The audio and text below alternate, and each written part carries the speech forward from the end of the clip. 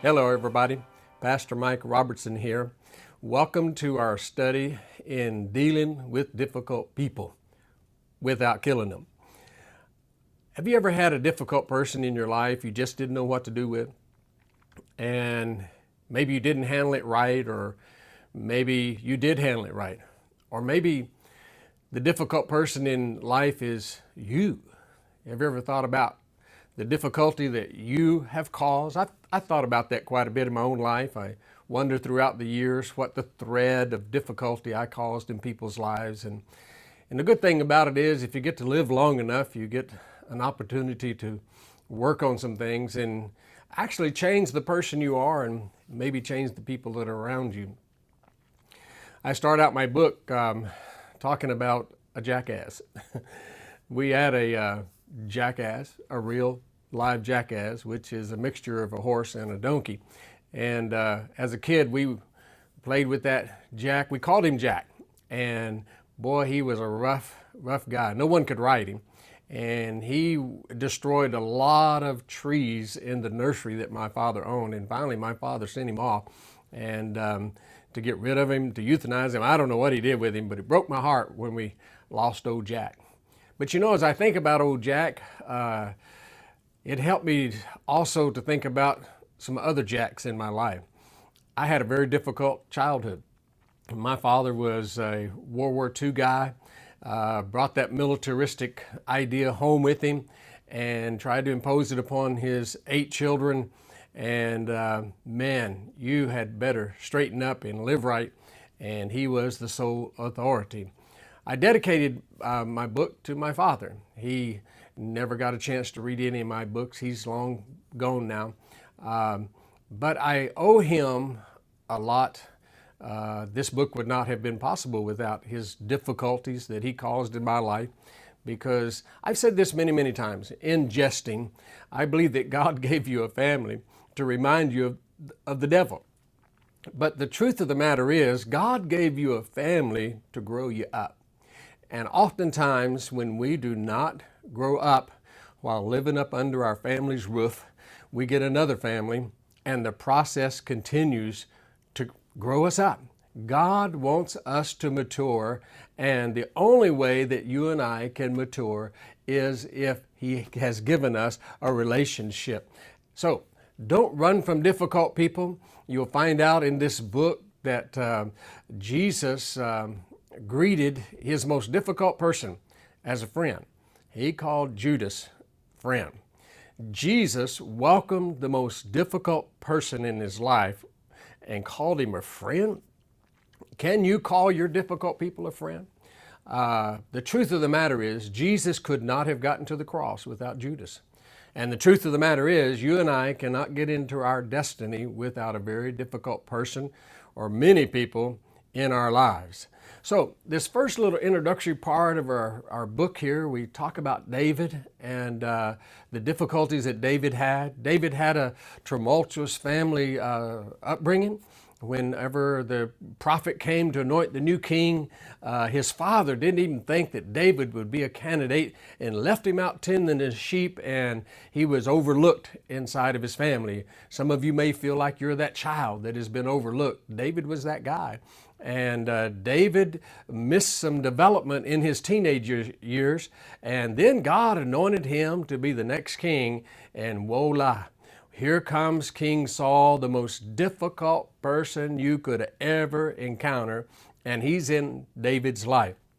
And for years, David was anointed when he was a teenager, but it's probably a dozen years before he became king. And he ran from Saul, and Saul had his mercenaries looking for him. And boy, what a character building thing that David had to go through. But you know what? God used that to teach David. God used that to forge some character in old David's life. And there was one incident that when he had an opportunity to kill Saul and become king, he said, "No, I'm not going to do that. I refuse to stretch my hand out against God's anointed. I will have no part of that." Wow. What a character trait that David had developed. David had a lot of problems, and you'll see through this study, had a lot of family problems, a lot of relational challenges, but he still got the commendation from God that David is a man after my own heart. In this, as we begin our study, I talk a little bit about Joseph. Joseph, you remember the Joseph of the Old Testament?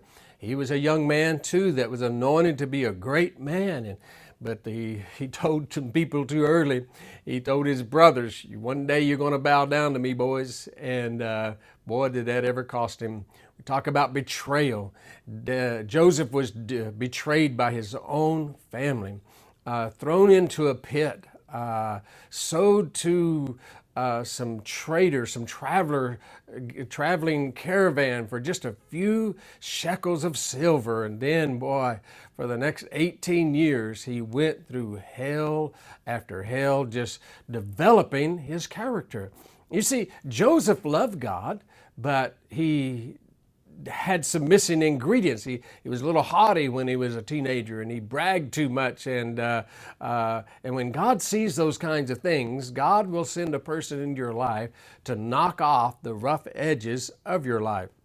We get to the end of Joseph's story. If you want a really good devotional read in your life, read the last few chapters of the book of Genesis, where it picks up the story and the life of Joseph. Man, if anybody had to deal with difficult people, multiple difficult people, it was old Joseph. And how he handled it is a playbook that all of us could learn from. And then Joseph one day gets in charge of all the food supply of Egypt, the most powerful country in the world. And here's old Joseph, the number 2 right under the Pharaoh. But boy, by the time he got there, he was a broken man. He was a man of character. And when his brothers came to get food, and Joseph revealed to them that he was the brother that they had betrayed over a decade ago, they thought they were all dead. They thought they were going to have to pay with their life, because that was the way things were in those days. But Joseph said, "I mean you no harm. You don't have to worry, boys. What you meant for evil, God meant for good." And we end up that story with Joseph. He had 2 sons, and one of his sons was named Manasseh. And Manasseh means that the Lord has caused me to forget the trouble that my family caused me. Isn't that a big thing? I was talking to a superintendent of a denomination one time, and he had dealt with so many difficult churches, difficult preachers, difficult problems. And I asked him, I said, "How do you sleep at night knowing all the bad stuff on everybody?" He said, "You know what? God has made me to forget just about everything bad about people." I said, "What?" Yes, God helped me to forget all the bad stuff that a lot of people have done, so I can greet people with kindness, because I cannot remember what they've done. And I learned a big lesson from that old guy. I prayed that prayer many times myself. God, give me a holy forgetter. You know, the things that we can't forget sometimes just nag at us. They gnaw on our soul, and they're the very things that bring destruction in our life if we're not careful. But oh, Joseph, what an example. The Lord has helped me to forget the trouble you caused me. But he had a second son by the name of Ephraim. And this is so powerful, because he said, "Ephraim is my son, and Ephraim, because the Lord has caused me to bear fruit in my land of affliction." There it is, and there you have it. God will allow difficult people to come into your life for a reason. You shouldn't discard them. Don't curse it. Just let God reverse it. And I tell you what, you'll be all the better for it, because as Jesus had Judas and he called him friend, so you ought to look at the difficult people in your life sent by God to develop your character, so that when you do get to your destiny, it looks like God got you there and your flesh didn't get you there. I hope you enjoy this study. I'll be with you on many of these videos talking about difficult people. We got a lot of biblical examples.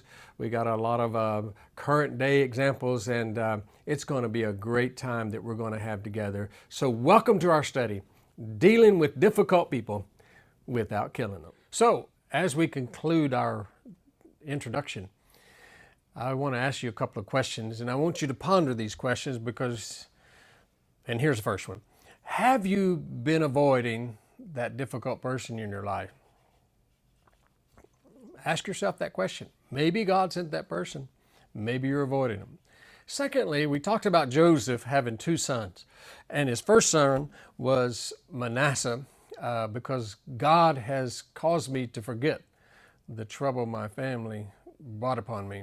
And of course, Ephraim, the Lord has caused me to bear fruit in the land of my affliction. So here's my question. If you look around and you're not seeing any fruit, maybe we need to do a little work in asking God to help you to forget the trouble that that difficult person has caused in your life. Let me give you an assignment. Pray this prayer. Lord, give me a holy forgetter. I know that you've cast my sins in the sea of forgetfulness, never to remember them against me. You have a forgetter, Lord. Give me your ability to forgive and to forget. That's your assignment. Pray that prayer. God, give me the ability to forgive and forget. And I promise you, He'll do that. Lastly, Jesus could not get to His destiny without a Judas. So here's my question for you. Have you accepted the difficult person in your life as an instrument in the hands of God to get you to your destiny? Think about that, because if you will, that is a game changer. That changes the whole thing. When you can look at Judas like Jesus did and said, friend, do what you came to do. May God give you the ability to say, friend, I welcome you to help me get to my destiny. Until next time, God bless you.